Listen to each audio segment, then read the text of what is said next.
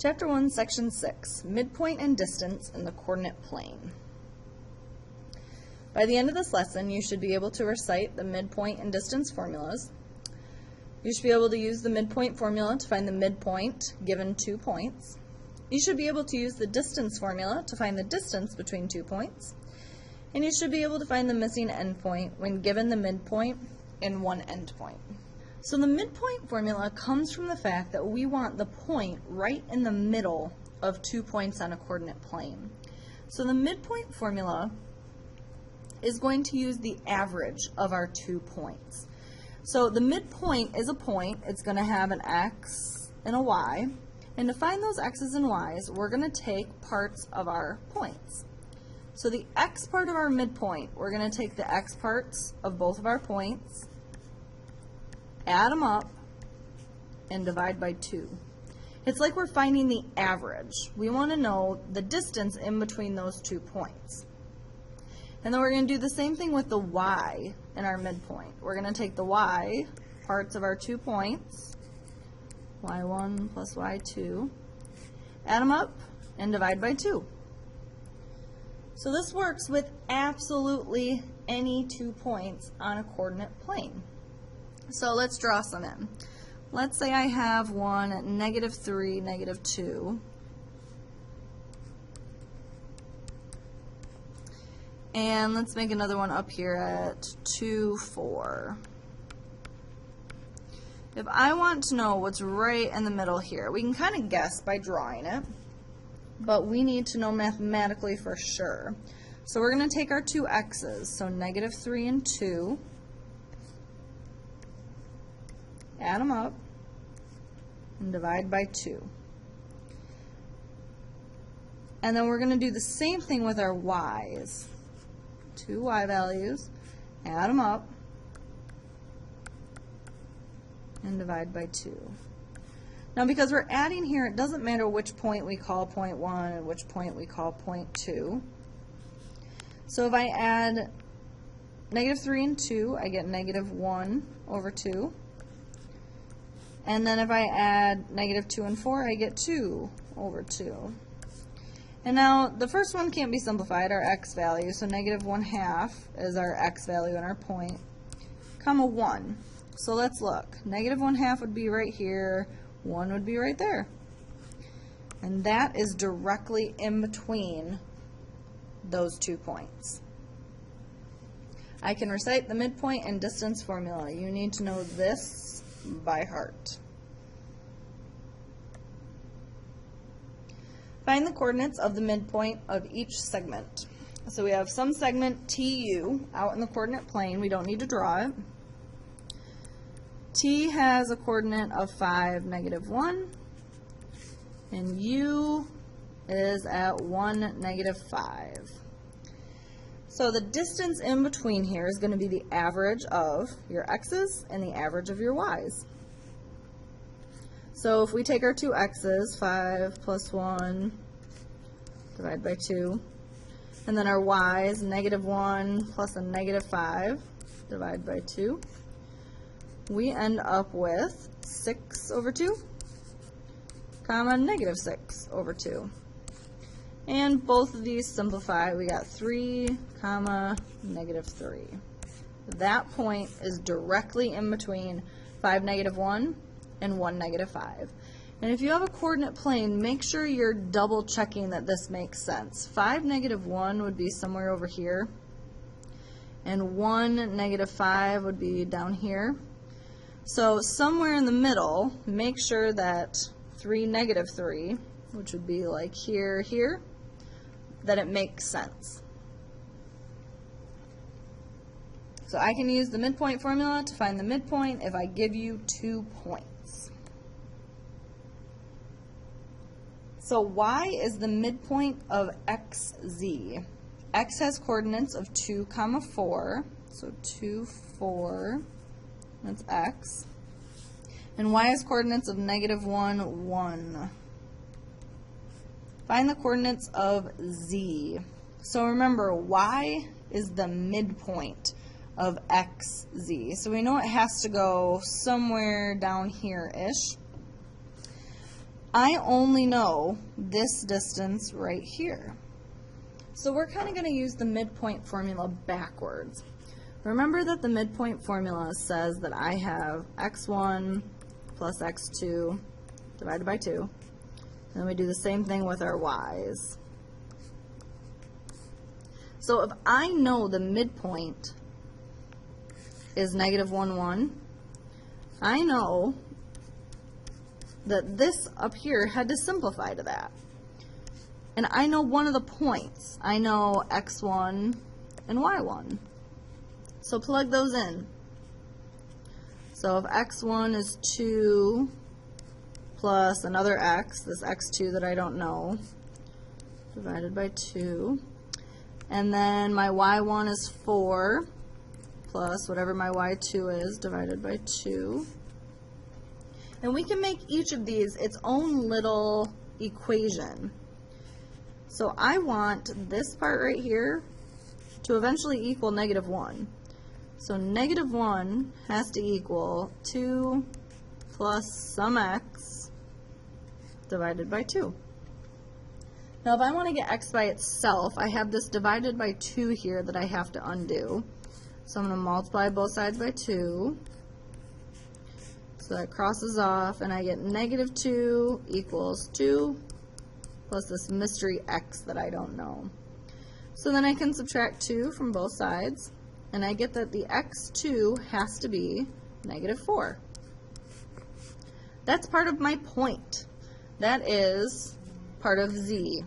Has to go over 4. So now I have to find the y part of this point.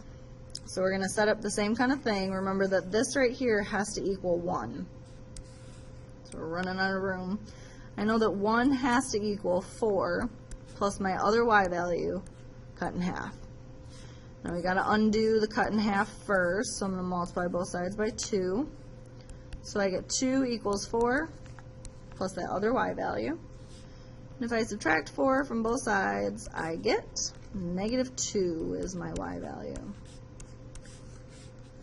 So this other mystery point, this z, is when my x is over negative 4, and my y is down 2. Now always make sure it makes sense again, especially if you have a graph, that this is in between those 2 points. And it definitely looks like it. So our coordinates of z are negative 4 for x and negative 2 for y. So I can find the missing endpoint when given the midpoint and one endpoint. We're just kind of working backwards. So this brings us to the distance formula.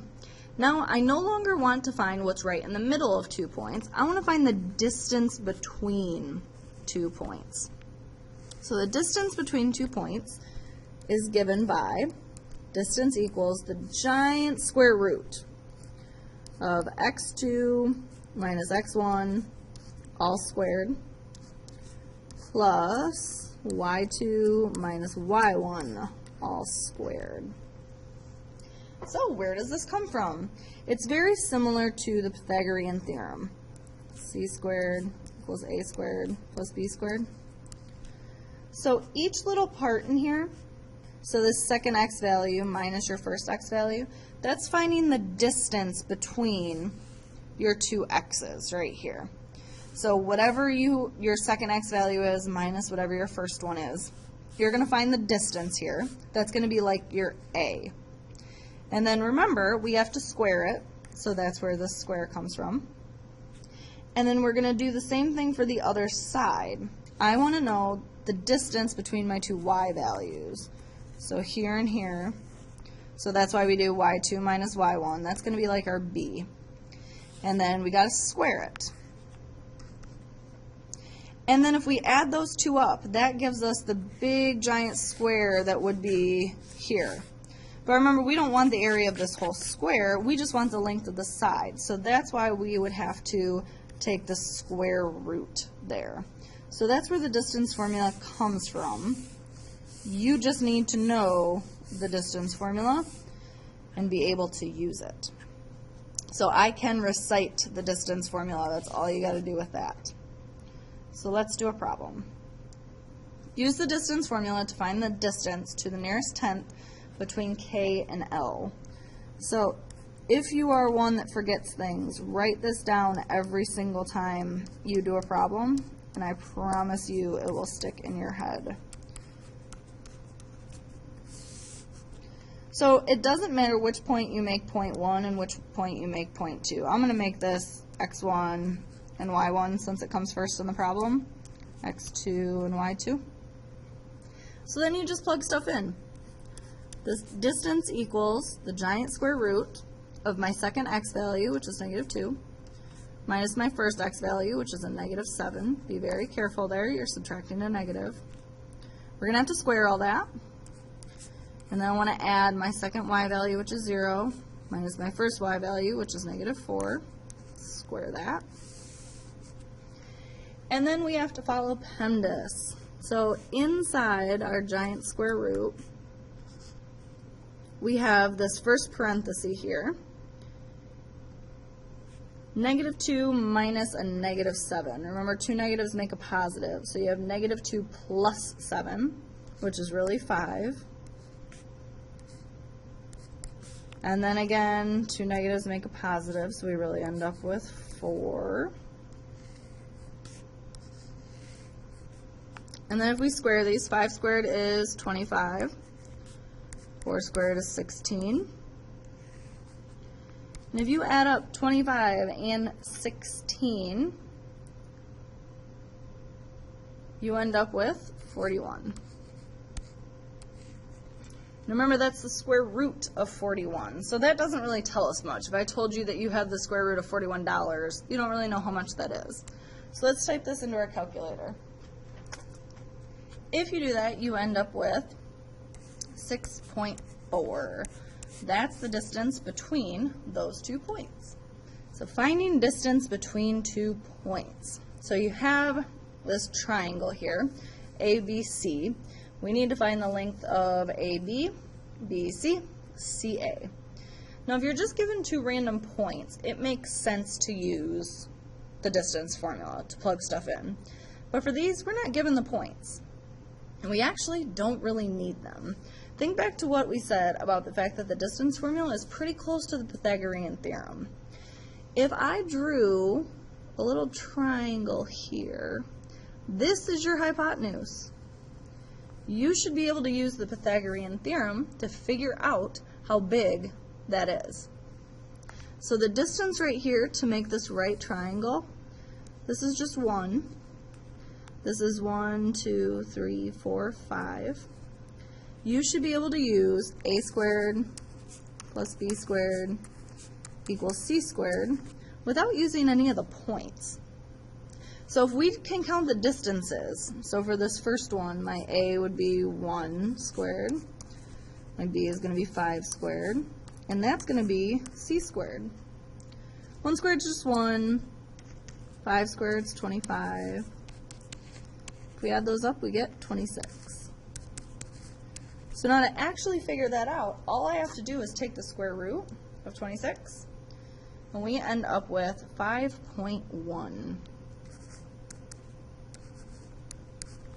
So I just found this hypotenuse right here, or the distance between point A and point B, without using the distance formula, with using something that I already know from other classes.